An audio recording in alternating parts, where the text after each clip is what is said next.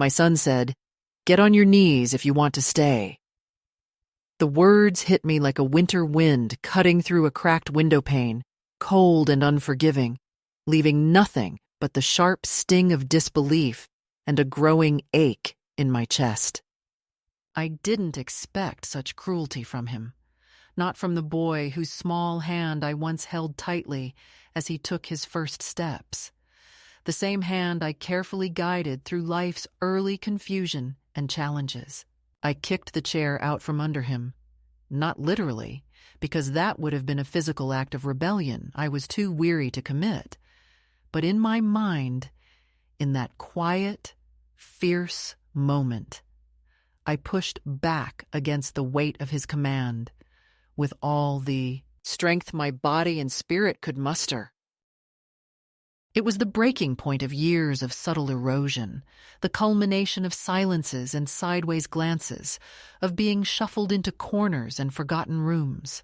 Now, at 78 years old, I find myself living alone in a small, dimly lit room of a boarding house that overlooks a narrow alley framed by the skeletal branches of winter trees. A place I chose because it offers quiet and distance from the wounds of my past. A place where I can finally breathe without the burden of being unseen or unheard. I wasn't always alone. For decades, my life was intertwined with the lives of my children and grandchildren, a tapestry woven from the threads of shared memories, family dinners, and the steady rhythm of caregiving and love, or at least what I believed was love. But that tapestry began to unravel slowly, thread by thread, until it was little more than frayed edges and empty spaces.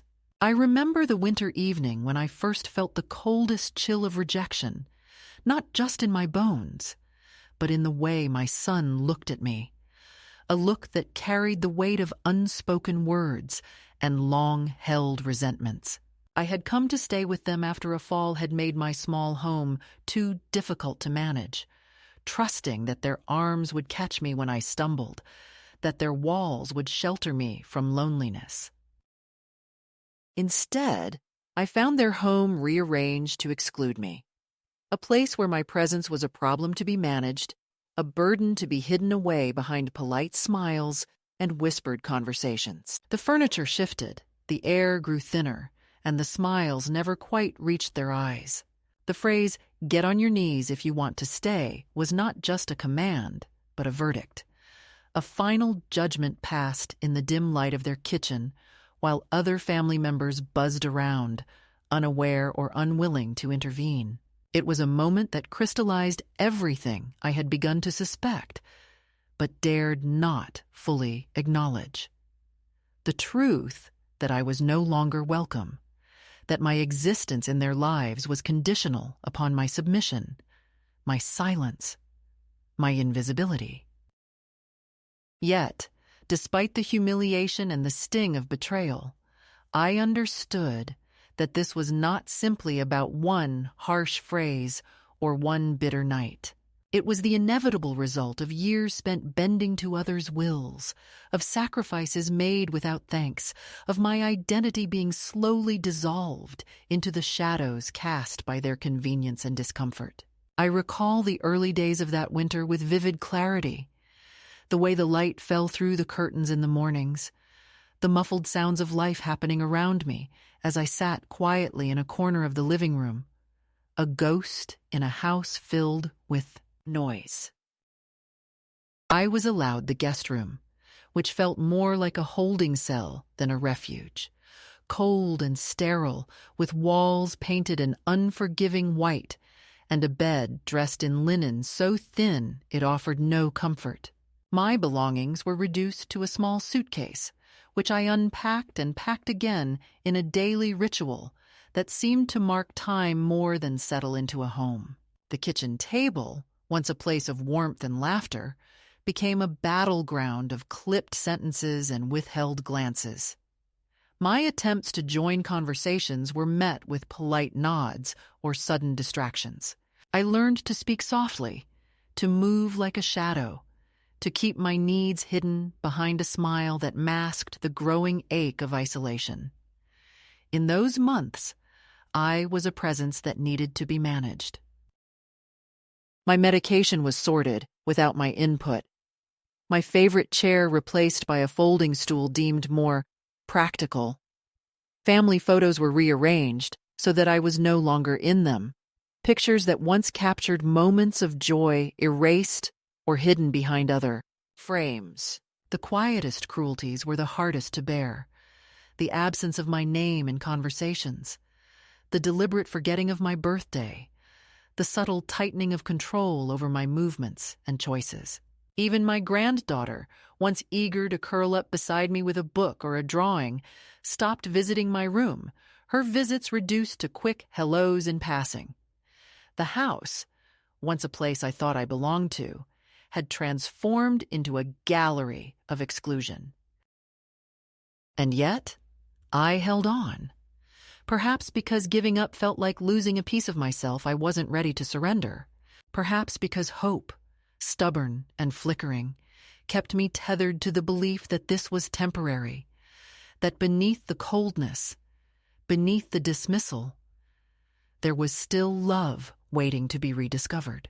I remembered the days when I baked scones for their birthdays, when my hands wiped tears from scraped knees, when my voice read bedtime stories long after my own eyes grew heavy with sleep.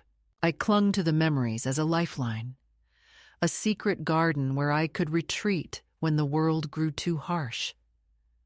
But that night, when my son uttered those words, the fragile threads of hope snapped. It was not just a call to submission, it was a demand for erasure. To get on my knees was to admit defeat, to disappear beneath the weight of their expectations and shame. And in that moment, I felt something inside me break free. I realized that I would not comply. I would not shrink into the shadow they wished me to be. The chair, though absent in the physical sense, became a symbol of resistance. Kicking it out from under him was an act of reclaiming dignity, of refusing to be small. Since then, I have lived apart from them, navigating the quiet spaces of independence and rediscovery. My room in this boarding house may be modest and overlooked, but it is mine. The window, though dirty and streaked with rain, lets in a sliver of light I welcome every morning. Here, I am learning to breathe without apology, to hold my own name without hesitation, to remember who I am beyond the roles assigned to me by family or society. The journey has been lonely and at times unbearably painful, but it is also a journey toward freedom, toward a life chosen rather than endured. I am not bitter, though the scars remain. I speak of this not to seek sympathy, but to tell the truth of a woman who is both invisible and indomitable. My story is one of quiet rebellion, of finding strength in silence, of reclaiming a life that was almost lost to the shadows of expectation and neglect. If this reaches another woman who feels unseen, unheard, or unworthy, know this: your voice matters. Your place is not defined by the acceptance of others, but by the courage to stand, even when the ground beneath you shakes. And sometimes, standing means kicking away the chair that tries to hold you down. The moment when everything shifted was not marked by a grand confrontation or an explosive argument, but by a quiet, deliberate act that shattered the fragile illusion I had clung to for so long. It was a cold evening in late November, the sky a dull gray that seemed to press down on the city like a weight. I had been living with my son and his family for several months by then, ostensibly as a temporary arrangement while I recovered from my fall. Each day, I tried to convince myself that things would improve, that my presence was tolerated out of love or duty, and that one day I would be welcomed not just as a guest, but as a mother and grandmother again.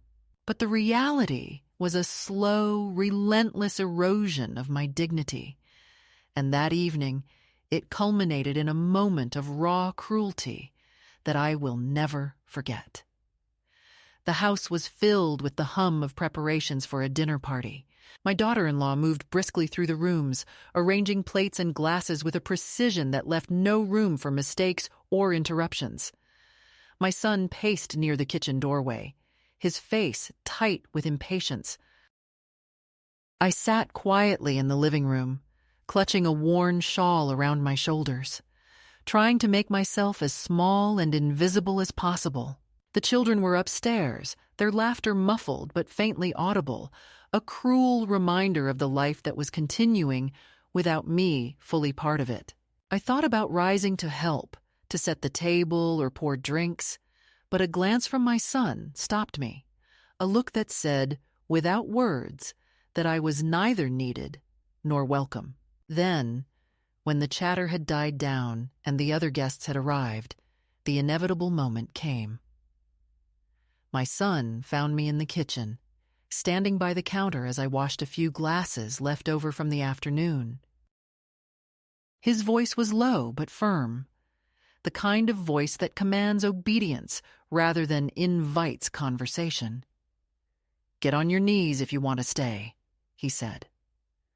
There was no humor in it, no softness, just the cold edge of finality. It was a demand wrapped in a command, a line drawn in the sand that I was expected to cross if I wanted to remain in their home, in their lives. The words stunned me at first, reverberating through my mind like a bell tolling in an empty church.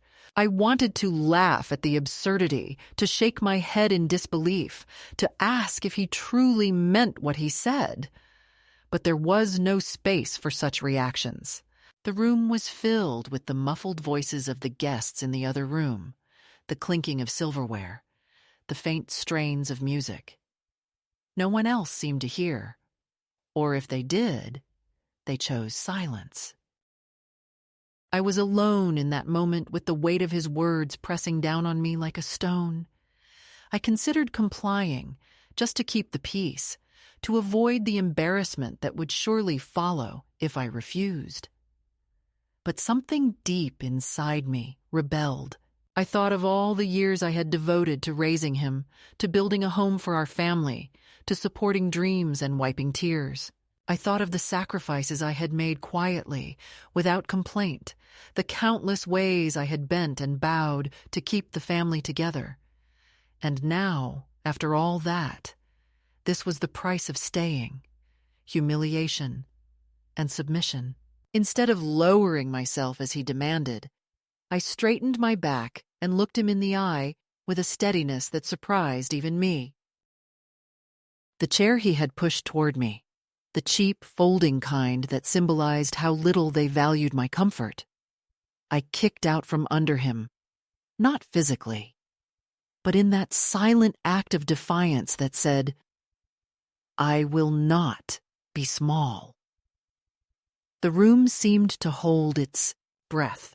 For a moment, I was certain he would yell or push back, but he only stared, as if seeing me for the first time, or perhaps realizing that the mother he thought he could control had quietly become a stranger he no longer recognized. After that night, the dynamics in the house shifted irreversibly. I was no longer a family member, but a problem to be managed. My presence was tolerated at best, and often met with impatience or avoidance. The dinners became more rushed, the conversations more guarded, the rooms I was allowed to occupy smaller and colder. My movements were scrutinized, my belongings minimized, my stories dismissed as irrelevant. Even the children, once warm and curious, grew distant, mirroring the attitudes of the adults around them. The catalyst was not a single act of violence, but the culmination of countless small betrayals, moments of erasure and neglect that combined to create a wall I could no longer climb. It was in the way my son would answer my questions with clipped phrases, the way my daughter-in-law would speak over me in conversations, the way my name was left out of family plans and invitations.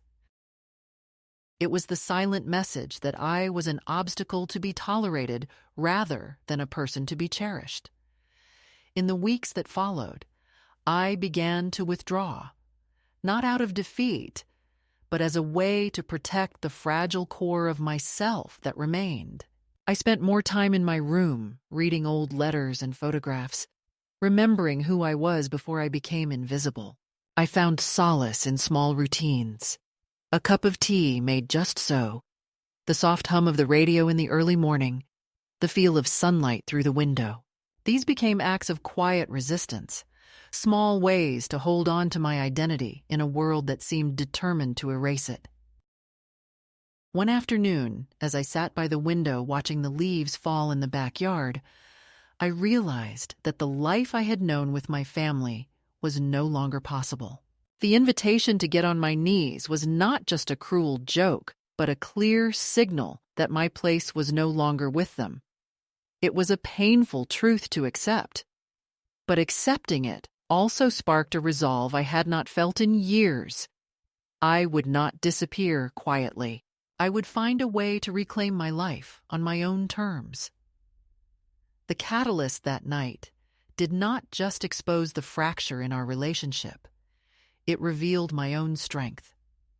In the face of rejection, I found the courage to stand. In the shadow of betrayal, I discovered a flicker of hope. Though the path ahead was uncertain and fraught with loneliness, it was mine to walk.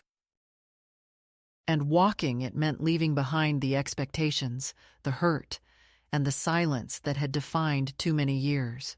That evening was a turning point, a moment when the old story ended and a new one began, one written not by the hands of those who sought to control me, but by my own. It was the moment I chose to stop waiting for permission, to stop hoping for acceptance, and to start choosing myself. After the night my son delivered that cruel ultimatum, life did not immediately transform in a dramatic or obvious way. There were no fiery arguments or doors slammed in my face. Instead, the change crept into my existence like a slow, relentless fog that gradually swallowed everything familiar and safe.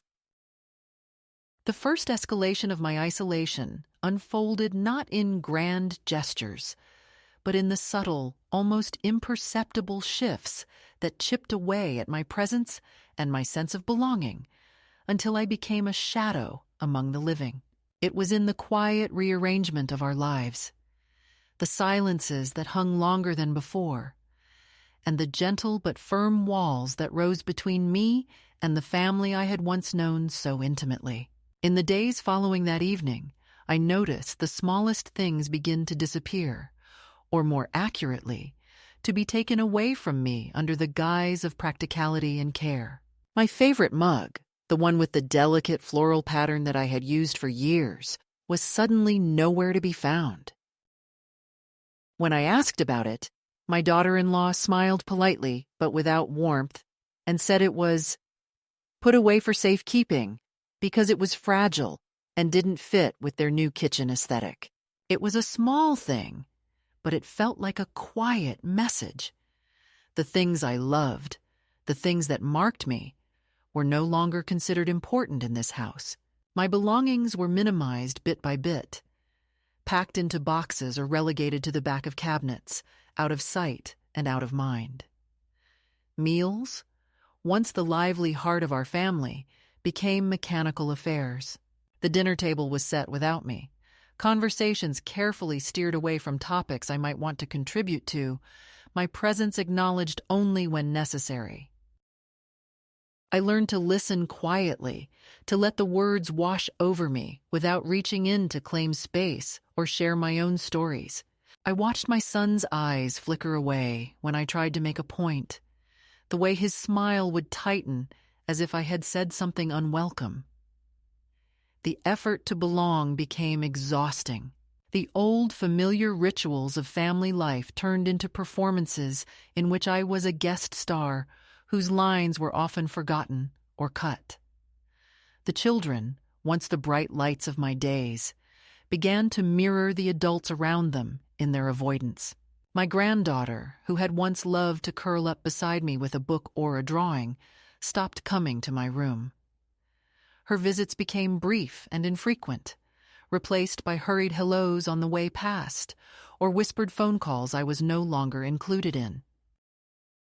I saw the change in her eyes, not out of malice, but perhaps out of confusion and loyalty to the world she was growing into, a world where I no longer seemed to have a place. The house felt less like a home and more like a stage where I was expected to play a part that did not include genuine connection or affection. There was a tightening of control over even the smallest aspects of my life. My medication, once managed with my input, was now organized and dispensed without my consent. Pills were counted and distributed on a schedule that suited their routines rather than mine. I was told it was for my own good, a form of care disguised as control. The pantry cabinets were locked, the keys held by my daughter-in-law, who said it was to prevent confusion and to keep the household running smoothly. The allowance I received from my pension, which I had always managed carefully, was now helped by them, with money given to me in smaller, controlled amounts, as if I could no longer be trusted with my own finances. These actions were framed as kindnesses, but to me they felt like cages, small but unyielding, designed to confine rather than to nurture.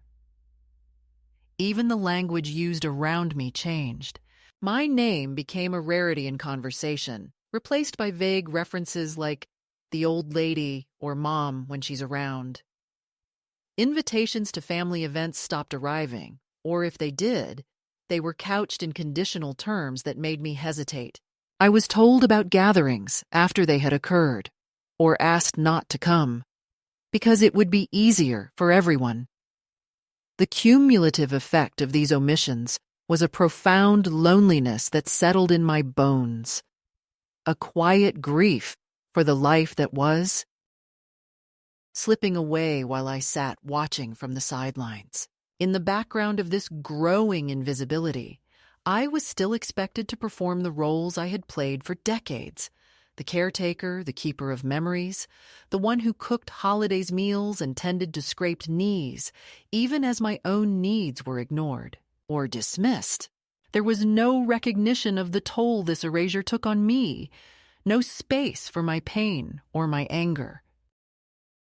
I learned to mask my hurt behind a practiced smile and gentle words, to absorb the unspoken message that to fight or complain was to risk further exclusion.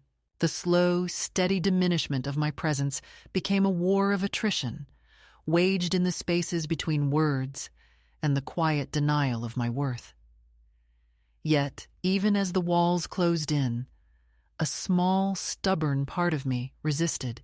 I clung to the fragments of my identity that remained. My love for a certain cup of tea brewed just right in the morning, the way I still folded my clothes with care, the soft, worn pages of an old book I kept tucked under my pillow. These were my acts of quiet rebellion, small sanctuaries in the midst of encroaching silence. Each morning, I dressed with deliberate care, choosing a scarf or a sweater that reminded me of better days, reminding myself that I was more than the sum of the dismissals and absences. The emotional weight of this slow erasure pressed heavily on me, sometimes manifesting in restless nights and a tightening in my chest that no medicine could soothe. I found myself retreating into memories, both sweet and painful, tracing the contours of a life before invisibility. Before the day my son asked me to get on my knees, I remembered the laughter of children, the warmth of family gatherings, the feeling of belonging to something greater than myself. These recollections were bittersweet. They reminded me of what I had lost, but also of who I was beneath the layers of neglect and rejection. In the midst of this growing isolation, the practical realities of my situation became clearer. I was living in a house that no longer felt like home, surrounded by people who had grown distant and wary of my presence. The kindnesses I had hoped for were few and far between, replaced by a polite but firm boundary that kept me at arm's length. I began to understand that the first escalation was not a moment, but a process, a slow, deliberate shifting of roles and relationships that relegated me to the margins of my own life. As the days turned into weeks, I found myself thinking more and more about what it meant to belong and what it meant to be left out. I pondered the difference between presence and absence, between being physically there and truly being seen. The house, once filled with the sounds of shared stories and laughter, now echoed with silence and half-spoken sentences. I realized that I was being erased, not with words or violence, but with absence and neglect, a form of moral violence that cut deeper than any shout or slap. This first escalation was both heartbreaking and clarifying. It forced me to confront the reality that I could no longer depend on the family that had once been my world. It made me aware of the urgent need to reclaim my own space, my own voice, and my own life. Though the loneliness was profound, it sparked within me a quiet determination, a seed of resolve that would grow in the months to come. The slow march of erasure became a catalyst for awakening, a painful but necessary step toward freedom. I began to observe more keenly, to listen not just to the words spoken, but to the silences, the looks exchanged behind my back, the changes in tone and behavior. I noted how the house was rearranged, not for my comfort, but for the convenience of others. I watched as my stories were dismissed, my opinions ignored, and my presence tolerated only when convenient. Each small act of exclusion added up to a mosaic of abandonment, painted not with harsh strokes, but with the quiet colors of neglect. And yet, within this quiet storm, I found moments of unexpected grace. Sometimes, in the stillness of early morning or late at night, I would catch a glimpse of myself in the mirror, a woman who had endured much and yet still held on. I saw the lines on my face not just as marks of age, but as maps of resilience and survival.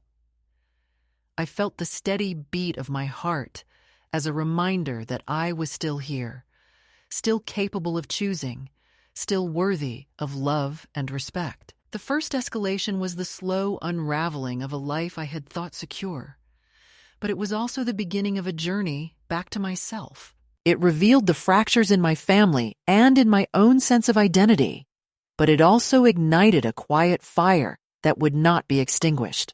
In the face of erasure and invisibility, I began to find my voice again, not in loud declarations or angry confrontations, but in the small, steady acts of reclaiming my space, my dignity, and my right to be. This part of the story is not just about loss, but about awakening.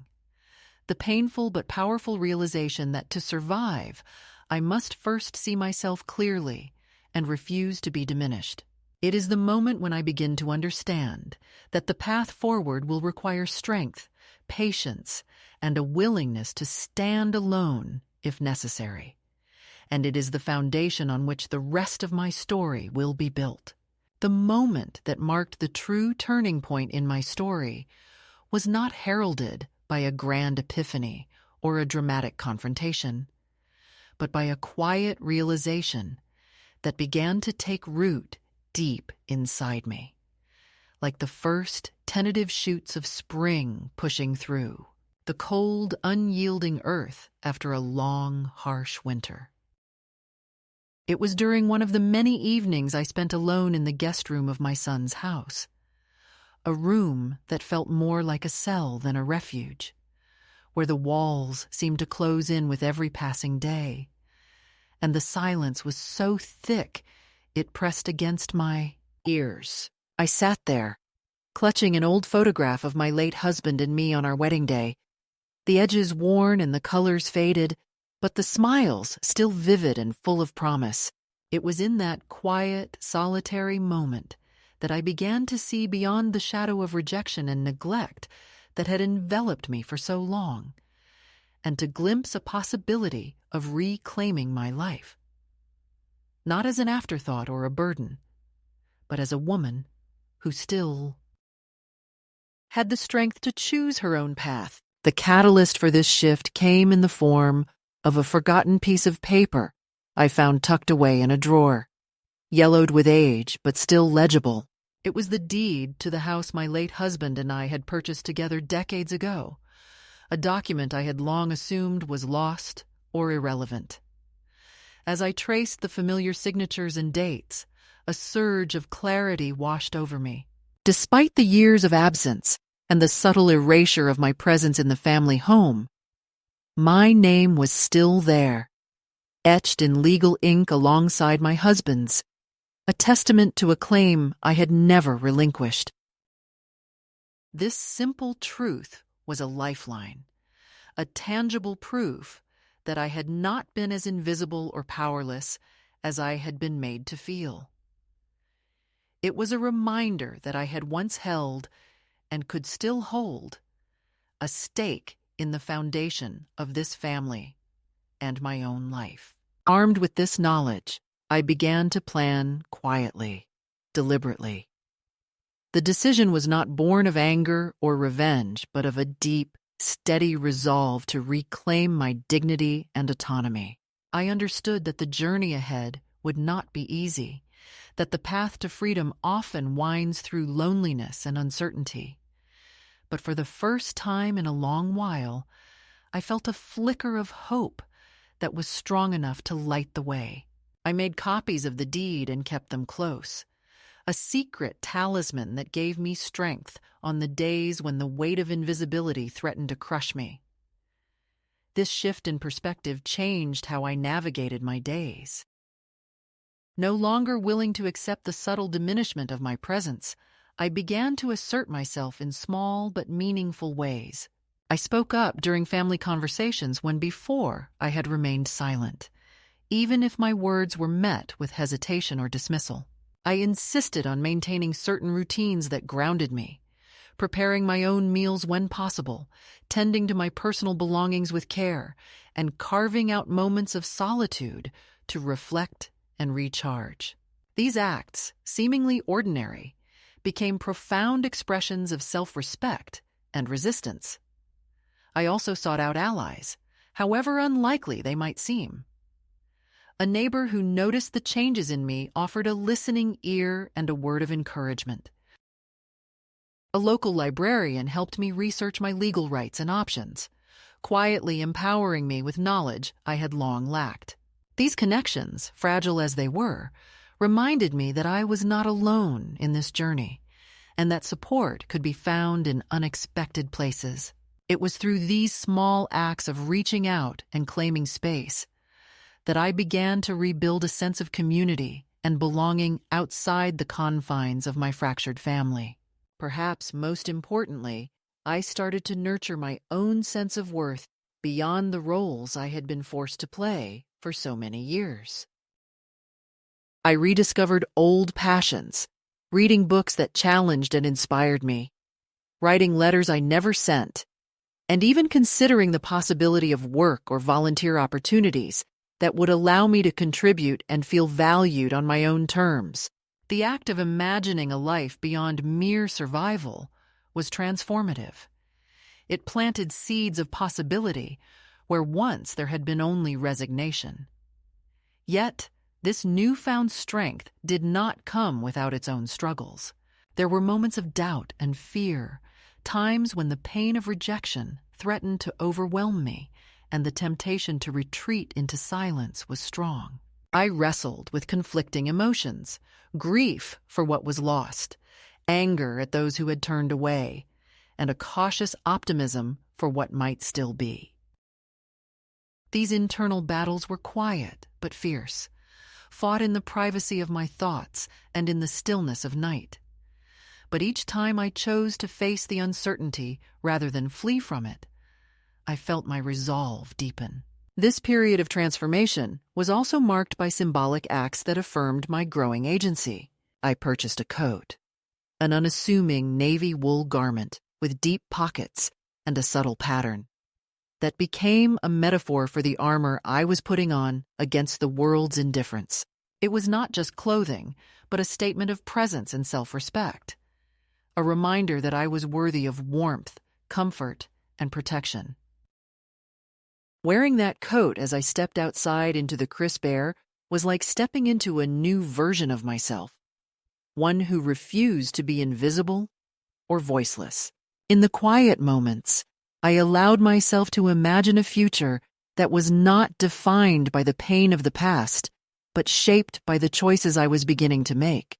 It was a future where I could live on my own terms, surrounded by people who saw and valued me, and where my worth was measured not by the sacrifices I had made for others, but by the love and respect I gave myself. This vision was not naive or sentimental. It was grounded in the hard-won knowledge that freedom is often born from loss and that healing is a journey rather than a destination.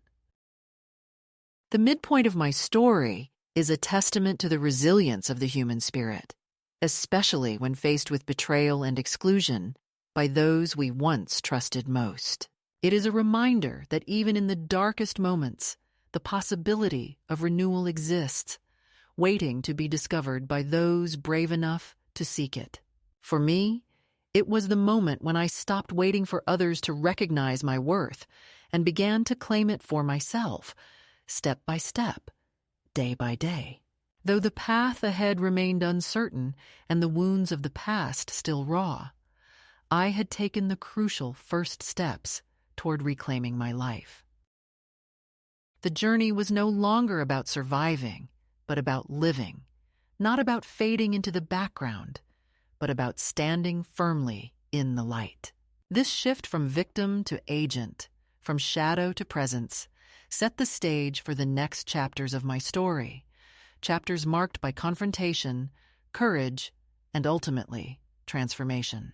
The second escalation in my story came not as a sudden storm, but as a gradual intensification of pressures that tested every ounce of the strength I had begun to reclaim. It was the moment when the past, which I thought I had left behind, reached out with cold fingers to pull me back into the shadows I was desperate to escape.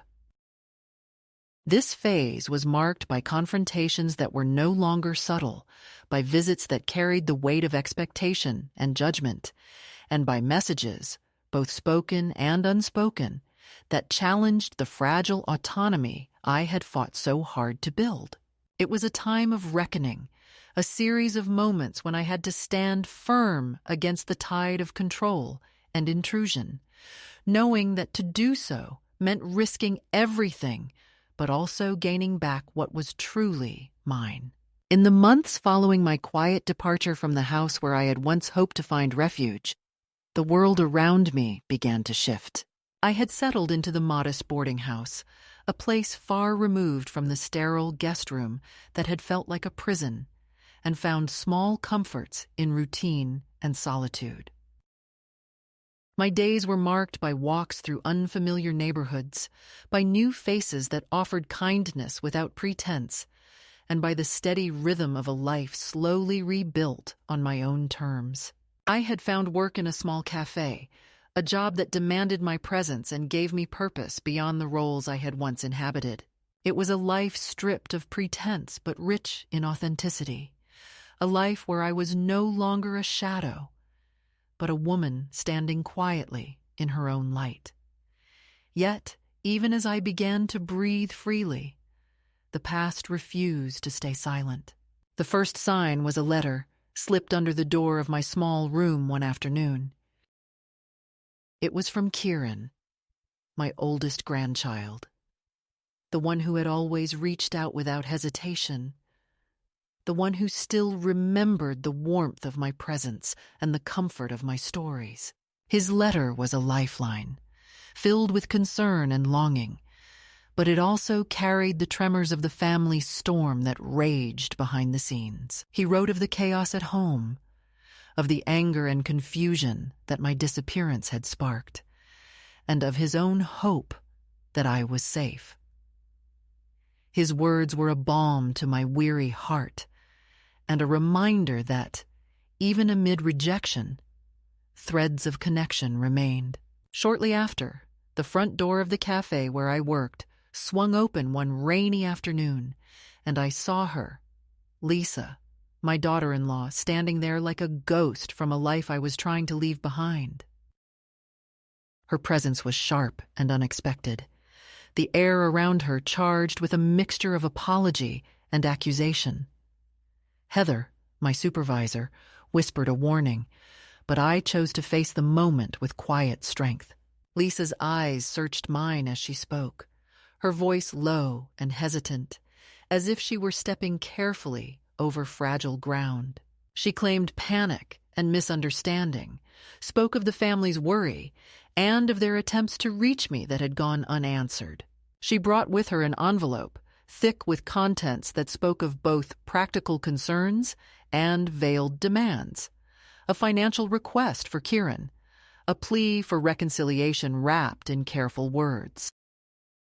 It was the beginning of a slow, relentless push to pull me back into the roles I had shed: the compliant mother, the available grandmother, the silent participant in their carefully constructed lives. Adam, my son, soon followed with his own efforts. He sent letters marked by a brittle politeness that barely concealed frustration and disappointment. He hired a lawyer, Derek Sorensen, who arrived with formalities and legal language, speaking of well-being and next steps, trying to impose control under the guise of concern. These intrusions were more than mere reminders of my past. They were attempts to wrest power from me, to dictate the terms of my life and silence my newfound independence. I met these advances with a calm that belied the storm they stirred within me. The lawyer's visit was a confrontation I had anticipated, but not welcomed. He came to assess, to question, to insinuate that I was vulnerable and in need of their protection. I listened patiently, refusing to be cowed by his formal tone and carefully chosen words. When he suggested that a facility might be more suitable for me than the boarding house, I saw through the thin veneer of concern to the underlying desire to control and confine. I made it clear, firmly and without hesitation, that I was neither a pet to be managed nor a problem to be solved. My life was mine, and no one would decide otherwise without my consent. Alongside these confrontations came the public spectacle of the newspaper article that appeared in the community section of the local paper. It was a story framed by the family's voice, a carefully curated narrative of worry and loss that painted me as a missing matriarch, vulnerable and in need of rescue. The photograph used was from years ago, chosen to evoke sympathy rather than recognition. Reading the article, I felt a mixture of amusement and disgust. Their portrayal was a performance designed to elicit pity and justify their actions, but it failed to capture the truth of my experience, the years of invisibility, the betrayal, and the courage it took to walk away. This public airing of private matters brought mixed reactions. Some locals approached me with genuine concern, while others whispered behind their hands, drawn into the family drama like spectators at a play. Heather, at the cafe, brought the clipping with a quiet look of solidarity, reminding me that despite their stories, I was not alone. Arthur, a gentleman who had become a steady presence in my life, listened without judgment and offered quiet companionship that soothed the sting of isolation. Throughout this second escalation, I was forced to navigate a complex web of emotions: anger, sadness, fear, but also determination and hope. The pressures from my family sought to break my resolve, but each letter, each visit, Each legal notice only strengthened my commitment to live on my own terms. I realized that their attempts to draw me back were as much about their need for control and appearances as they were about genuine concern. I was no longer willing to be a pawn in their game. In response, I took decisive steps to protect my autonomy. I engaged local legal counsel to ensure that my rights were recognized and that any further contact under the guise of concern would be met with clear boundaries. I wrote letters that were measured and firm, expressing my wishes without anger but with unmistakable clarity. To Lisa, I sent a brief note acknowledging the pain, but refusing to return to a life that had denied me dignity. To the lawyer, I stated unequivocally that there was no cause for further contact unless initiated by me. These acts were both shield and sword, defense against intrusion and assertion of my selfhood. Amidst these struggles, I found unexpected moments of grace and connection.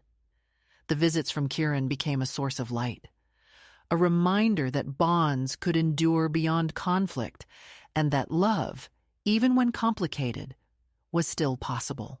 Our conversations were gentle and unhurried, filled with memories and cautious hopes. I learned to cherish these moments as the fragile threads that held the tapestry of my new life together. As the second escalation unfolded, I became ever more aware that the fight was not simply against the family's attempts to control me, but against the societal expectations that too often render older women invisible, powerless, and voiceless.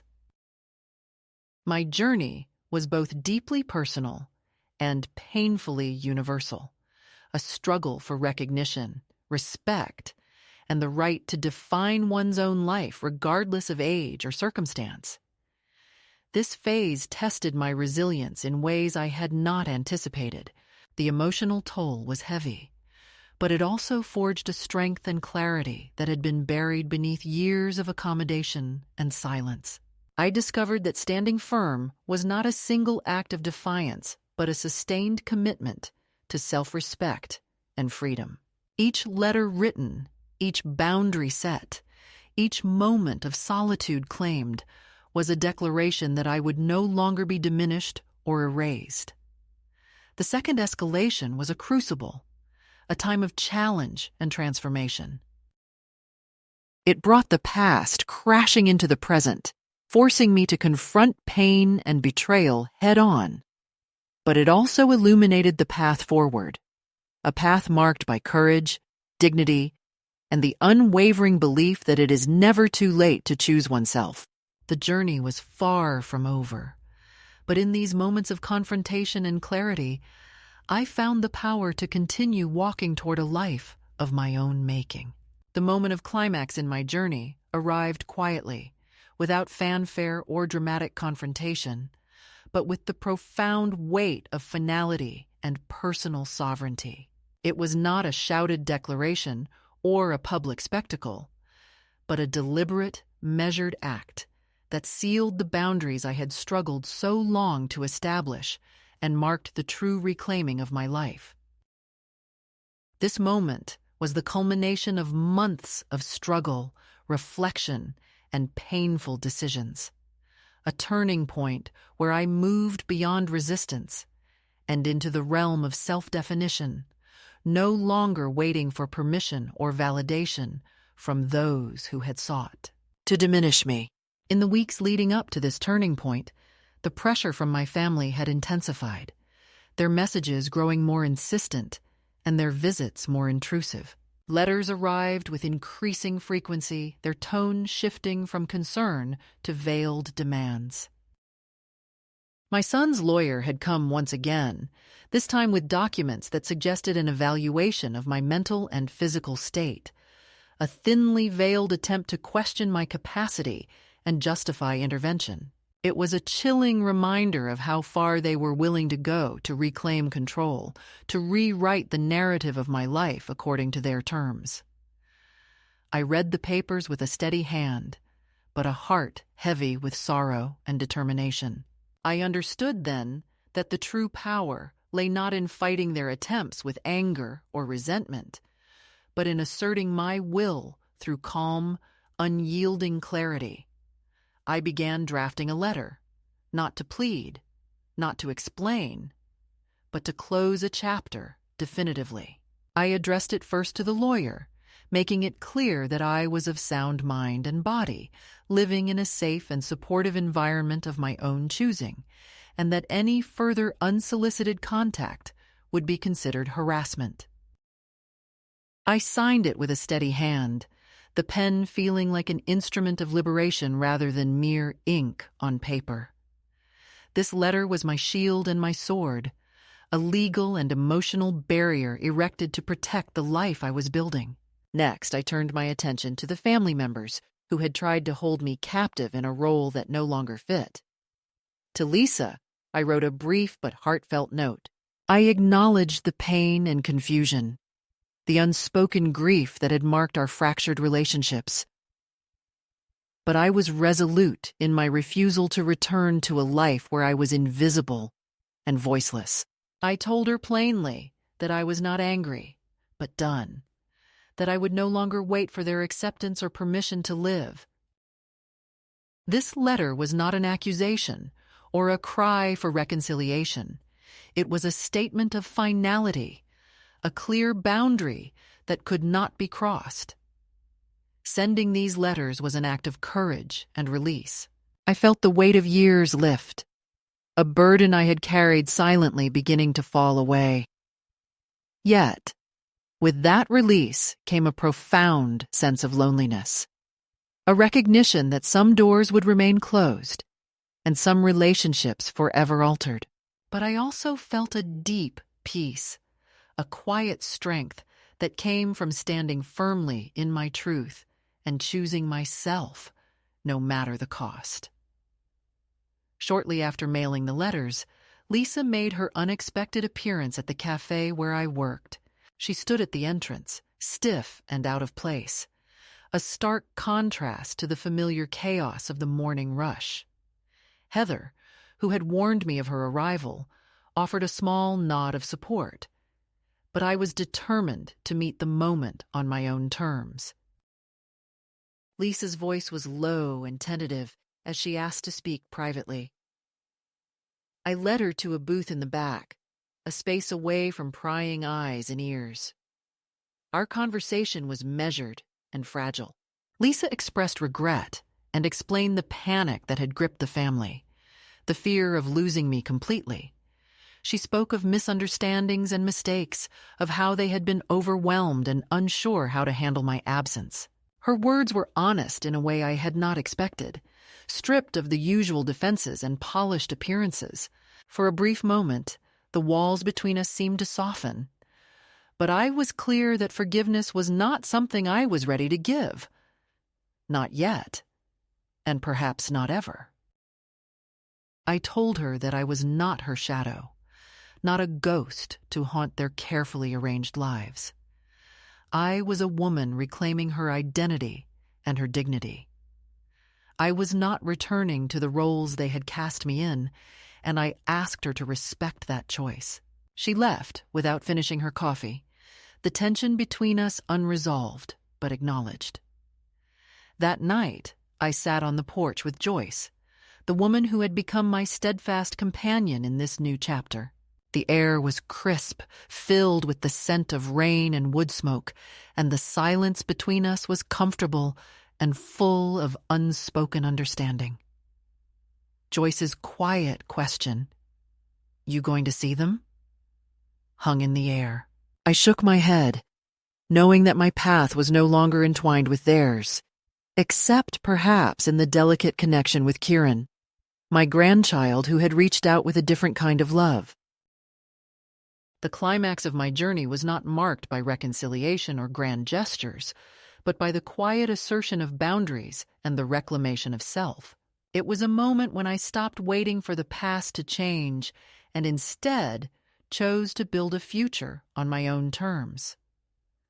I was no longer a victim or a shadow, but a woman who had learned to stand tall despite the fractures and losses. In the days that followed, life settled into a new rhythm. I continued working at the cafe, finding purpose in the steady flow of customers and the simple acts of service. I nurtured the friendships that had blossomed in this new environment, connections based on mutual respect and kindness rather than obligation or history. I wore the navy wool coat I had purchased months before with a renewed sense of pride, a symbol of the strength and warmth I now carried within myself. The letters I had sent were never met with further contact, and I understood that silence was their answer. But silence no longer frightened me. It was the space in which I could breathe, grow, and heal. The climax of my story was not an end, but a beginning, a turning point from which I stepped into a life defined not by the shadows of others, but by the light of my own choosing. This moment taught me that true power lies not in control over others, but in control over oneself. It showed me that freedom is born from acceptance of the past and courage to move beyond it. And it reminded me that no matter how deeply we are wounded or erased, there is always a way back to ourselves, if only we have the strength to take the first step. The resolution of my story unfolded not in a rush of grand reunions or dramatic reconciliations, but in quiet moments that held the weight of healing and acceptance. After the years of betrayal, rejection, and invisibility, I found peace not by returning to the past or seeking validation from those who had once turned away, but by embracing the life I had chosen for myself. It was a slow, steady process of rebuilding, not a restoration of what was lost, but the creation of something new, grounded in self-respect and quiet dignity. One of the most profound moments came when Kieran, my oldest grandchild, came to visit me. His presence was a balm to the wounds that had long festered in silence. He arrived with tentative steps, carrying nothing but a small bag and the hope of connection. Our reunion was simple. No tears, no heavy words, just the gentle warmth of two souls who had missed each other, but never lost the thread that bound them. We talked about everything and nothing, sharing memories, hopes, and the unspoken understanding that love could endure beyond the fractures of family drama. His willingness to see me as more than a shadow, more than a burden, was a quiet triumph, a sign that the future held space for healing even when the past had been painful. I wrote a letter to him afterward, a letter that was perhaps more for myself than for him. In it, I acknowledged the years of waiting and the long silence that had stretched between us. I told him that I had finally learned to hold my own heart with care, and that he had always been enough just by being himself. That letter was folded carefully and kept where I could see it. A reminder that even in the hardest journeys, there is grace to be found. The house where I lived had become a sanctuary, a place where I could finally rest from the battles fought and the roles imposed upon me. Joyce, my steadfast companion, remained by my side, a living testament to the power of quiet friendship and mutual respect. Together, we shared simple meals, laughter, and the comfort of knowing that we were no longer alone in the world. Our small rituals, cups of tea in the morning, walks through the neighborhood, quiet evenings on the porch, became the threads that wove a new tapestry of belonging. Though the letters I sent to my family had not been met with responses, and though Lisa's brief visit remained the last direct contact, I felt no bitterness. I understood that sometimes love means letting go, that freedom requires boundaries, and that healing is not always about mending old ties, but about creating new paths. I had not lost them. They had chosen to let go, and in turn, I had let go as well. This mutual release was painful but necessary, a final cut that allowed me to step fully into my own life. In time, I found joy in the small things. A well-brewed cup of coffee, a book that stirred my imagination, the sound of birdsong at dawn. I took pride in my work at the cafe, where faces grew familiar and smiles were genuine. The navy wool coat I had bought months before remained my favorite, a symbol not just of warmth, but of the resilience and grace I carried within me. Wearing it, I felt the quiet strength of a woman who had endured much but refused to be defined by pain or loss.